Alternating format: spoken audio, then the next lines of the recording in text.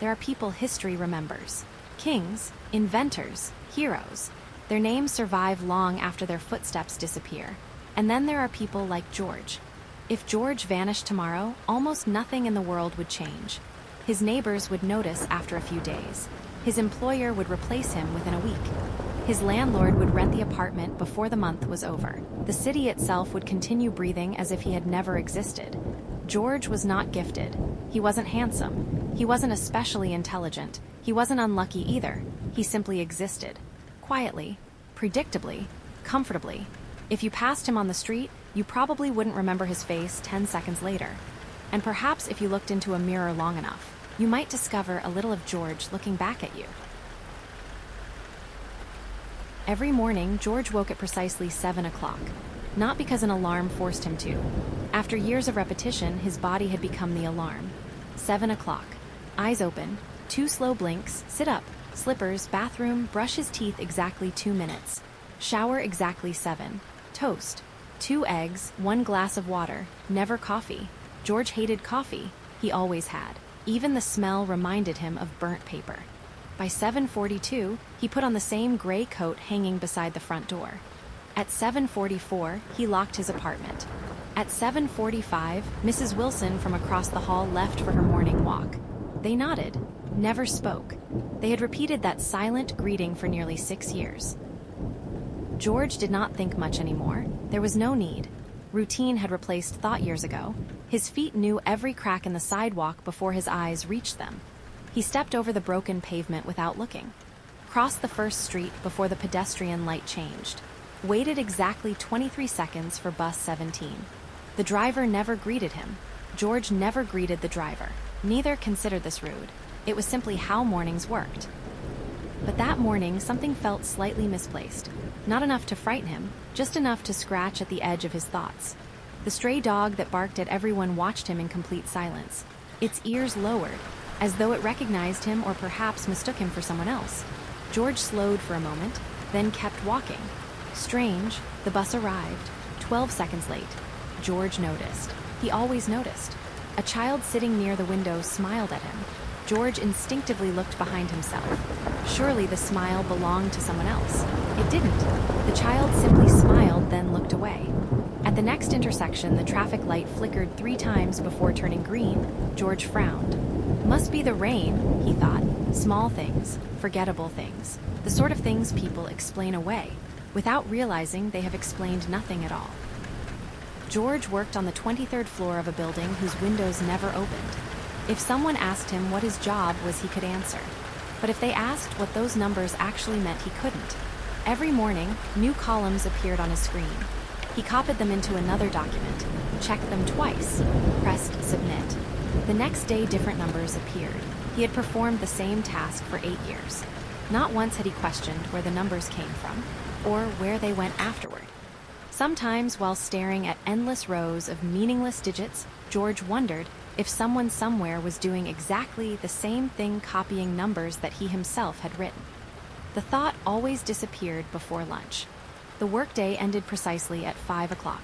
George shut down his computer, stood from his chair, straightened the stack of papers on his desk, even though no one would notice if he didn't, put on his coat, left the office. Every movement happened exactly as it always had. The elevator reached the ground floor in 38 seconds. George knew because he had counted once. After that, he couldn't stop counting. Outside, the city had changed. Thick clouds swallowed the last traces of daylight. Rain fell in long silver threads, turning the streets into mirrors that reflected 100 blurry lights. People hurried home beneath umbrellas, their footsteps mixing with the endless rhythm of the storm. George disliked rain. It made his trousers wet. It delayed buses. It made everything smell like damp concrete. Tonight was no different, or so he believed. He had almost reached the bus stop when something strange happened. A thought entered his mind. Quietly, without permission. Coffee. George stopped walking. Coffee? The word itself felt ridiculous. He hadn't willingly drunk coffee since he was 15. The bitterness had always made him grimace. Even walking past Caf was enough for him to wrinkle his nose. Yet now the thought refused to leave. Coffee, fresh coffee, hot coffee. George frowned. That's strange. He waited for the thought to disappear. It didn't. Instead, it became stronger. Like remembering an appointment he couldn't quite place. Like hearing someone call his name from very far away. He looked around. There wasn't a cafe nearby, only dark apartment buildings, closed offices, empty sidewalks shining beneath the rain. Then, without really deciding to, George turned left. It wasn't the way home. In fact, he had never walked down that street before, not once in 8 years. Yet every step somehow felt inevitable. His shoes splashed through shallow puddles. Streetlights became fewer. The buildings grew older. Windows disappeared behind rusted shutters. Even the sound of the city began fading away. The traffic, the distant sirens, the conversations, one by one they vanished, until only the rain remained. Then even the rain disappeared. George stopped. That wasn't possible. Rain was still falling. He could see it. Droplets struck the pavement. Water flowed through the gutters, yet somehow the alley swallowed every sound. It was as though the world itself had taken a slow breath and forgotten to exhale. George should have turned around. Anyone would have. Instead, he kept walking. At the very end of the alley, a single light waited. Warm, golden, patient. A small convenience store stood between two abandoned buildings. George stared at it. He was certain, absolutely certain, that it had never been there before. The faded sign above the entrance buzzed softly. Half the letters no longer worked. Rainwater dripped from the rusted roof. The large front window glowed with tired fluorescent light. Inside, shelves stood perfectly organized. Every product faced forward. Every aisle perfectly straight. It looked strangely untouched, like a memory that had never grown old. A small bell chimed as George opened the door. Warm air greeted him, along with the quiet humming of old refrigerators. No music, no customers, no cashier, only rows of shelves stretching beneath pale lights. George waited. Hello? Silence. He cleared his throat. Excuse me? Nothing. He wandered slowly between the aisles. Canned food, instant noodles, bottled drinks, chocolate bars. Everything looked perfectly ordinary. Yet something about the place felt rehearsed, as though someone had carefully arranged every single object just before he arrived. Then a crash, a metallic sound, from the back room. George rushes toward it, and that's where the old man is lying on the floor. George hurried toward the sound. His footsteps echoed softly across the spotless floor. A narrow hallway behind the refrigerators led to a wooden door, slightly ajar.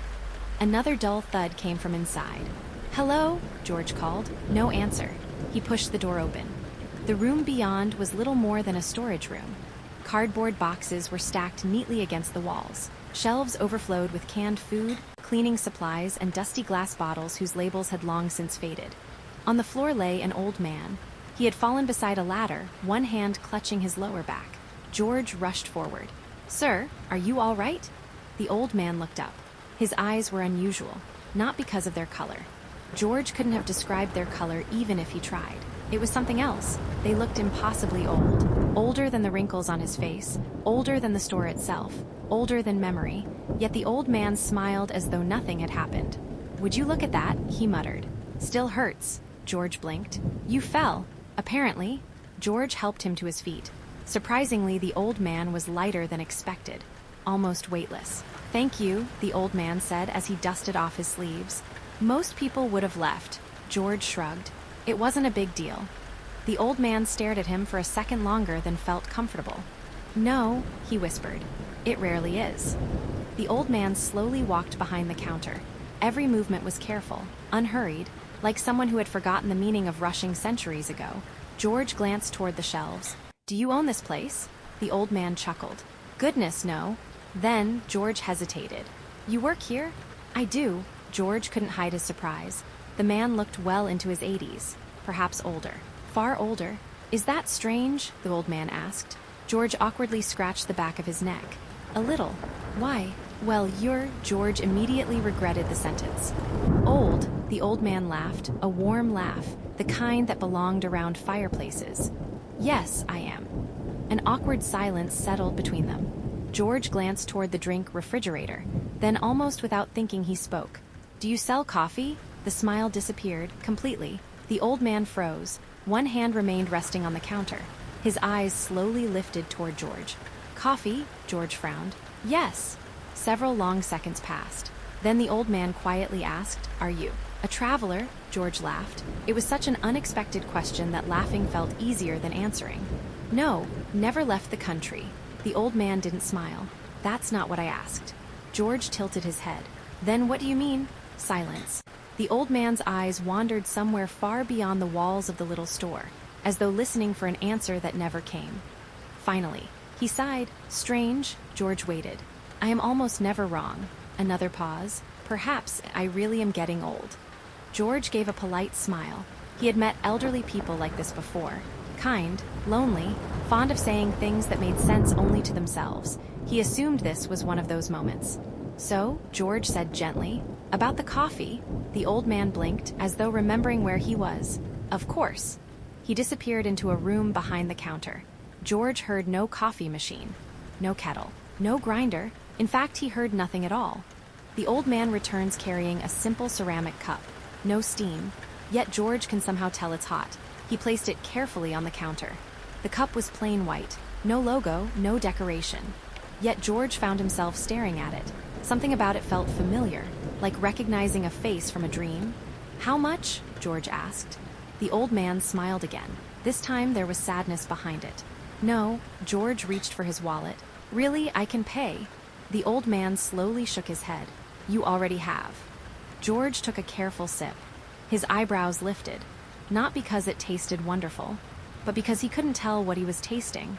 It wasn't sweet. It wasn't bitter. It wasn't sour. It wasn't rich.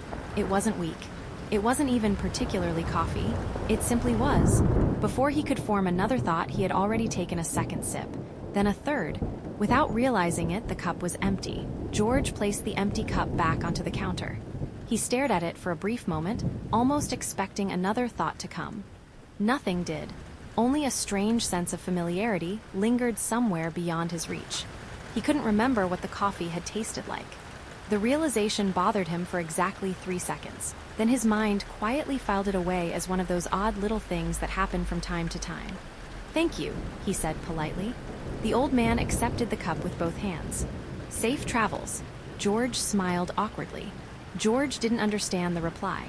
He simply nodded, adjusted his coat, and stepped toward the door. The small bell above it rang softly. The instant he stepped outside, the sound of the rain rushed back into the world. It poured from the dark sky with steady determination, drumming against rooftops and puddles alike. George paused beneath the small awning and glanced at his watch.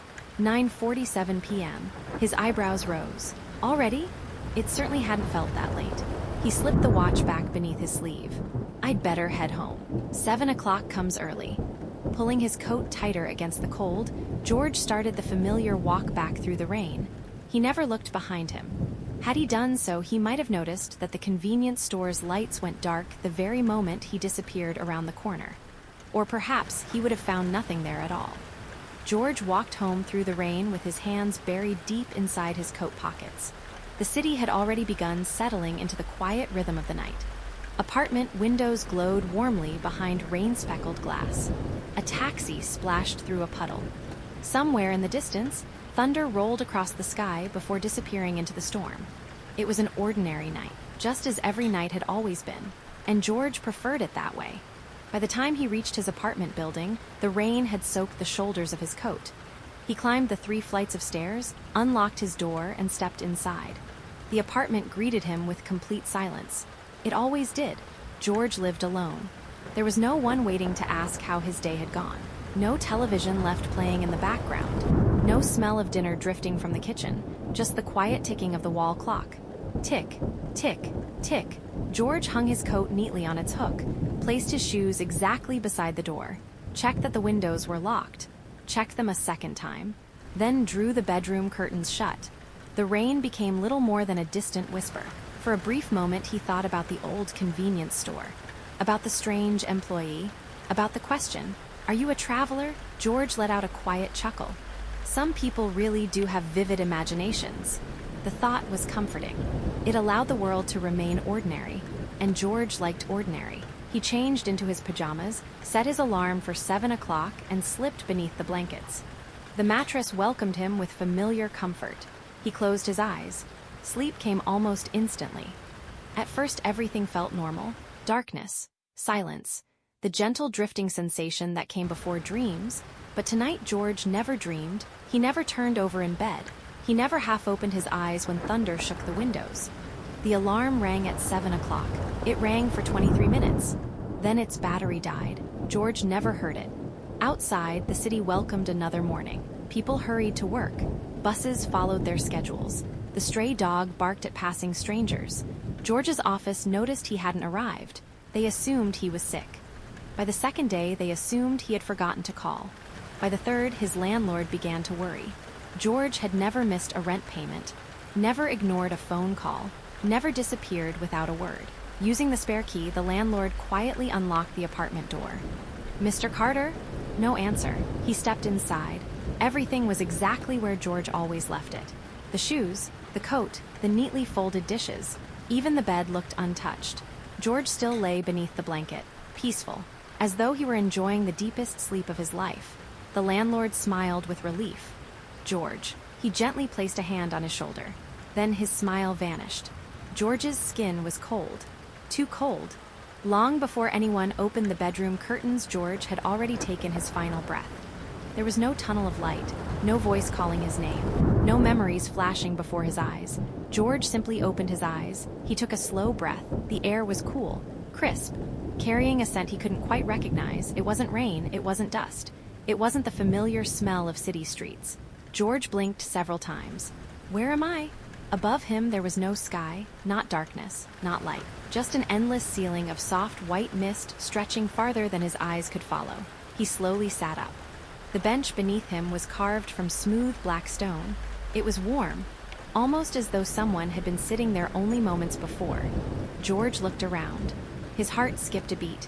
He wasn't in his apartment. He wasn't in a hospital. He wasn't anywhere he had ever seen before. Before him stretched a railway station unlike anything imagination should have been capable of creating. Platform after platform disappeared into the distance. Endless tracks crossed one another like threads in an impossible web. Towering clocks hung from enormous iron arches. Every one of them displayed a different time.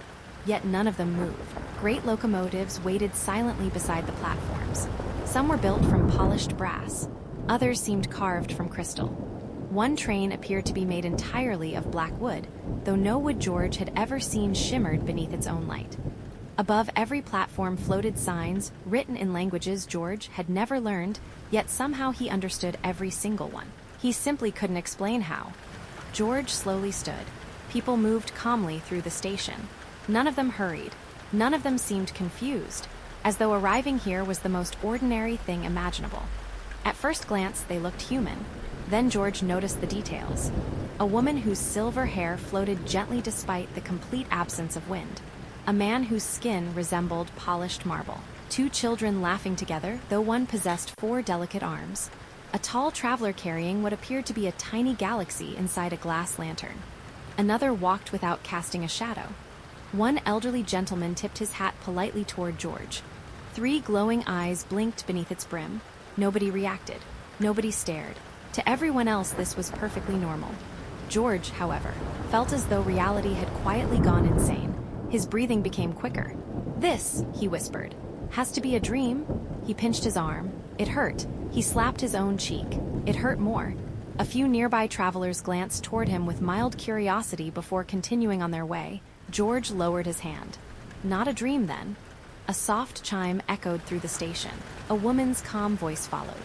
"Platform 722. Departure to the Kingdom of Ash will begin shortly." Another chime. "Passengers bound for the 5th ocean of Lumeria, please proceed to Gate 12." Another. "Reality 184C has resumed stable flow. Connecting trains are now available." George frowned. Reality? Of all the impossible things surrounding him, one object brought him unexpected comfort. An information desk. Simple, wooden, neatly organized. Behind it sat a young woman in a navy blue uniform, calmly reading a book so enormous it barely fit upon the desk. George almost laughed. Somehow customer service existed even here. Behind the counter sat a young woman in a navy blue uniform. Before her rested a book so enormous it seemed impossible for a single person to lift. She didn't look up. Dipping her pen into ink, she spoke with practiced calm. "Welcome to the junction." "Name?" "George Carter." Her pen touched the paper, then stopped. A small crease appeared between her eyebrows. She turned one page, then another, then another. George waited patiently. Is everything all right? She didn't answer. Her fingers moved faster now, page after page. Hundreds of names, thousands, every page filled with careful handwriting, yet she kept searching. George cleared his throat. Excuse me? Still nothing. For the first time, the woman looked genuinely confused. She closed the enormous book. The heavy cover echoed across the silent hall. Then she opened another, even larger. George blinked. There are two. No reply. She searched again, faster, faster, until she stopped. Slowly she raised her head. Their eyes met. That can't be right. George gave an awkward smile. I've heard that a lot today. She ignored the joke. Mr. Carter, when did you register? George frowned. Register? At birth. I don't remember registering for anything. She stared. Everyone registers. George shrugged. Maybe my parents handled it? The woman slowly shook her head. No, that isn't possible. She turned the book toward herself one final time, carefully reading every line, every symbol, every margin. Then in a voice barely louder than a whisper she said, There is no George Carter. George laughed nervously. Well, I'm standing right here. The woman didn't laugh. No, you are standing here. But according to the registry, you never existed. A bell echoes somewhere deep within the junction. Not loud, not urgent, just one single chime. Several travelers stop walking. An old merchant quietly closes his eyes. A conductor grips his ticket puncher a little tighter. No one speaks. George looks around. Did I do something? No one answers. Every world has laws, every star, every kingdom, every grain of sand drifting through the endless sea of realities. Nothing exists without being written. Every life is recorded. Every journey is measured. Every traveler is expected, or so everyone believed, until an ordinary man named George Carter walked into the oldest crossroads in existence, carrying no record, no destination, and no place that could honestly claim him. But perhaps the strangest question was never who George was. The real question was, if no one had written George into the story, then who turned the very first page? And if the universe itself had failed to notice him for all these years, why had it finally begun to notice now? That is where our story truly begins.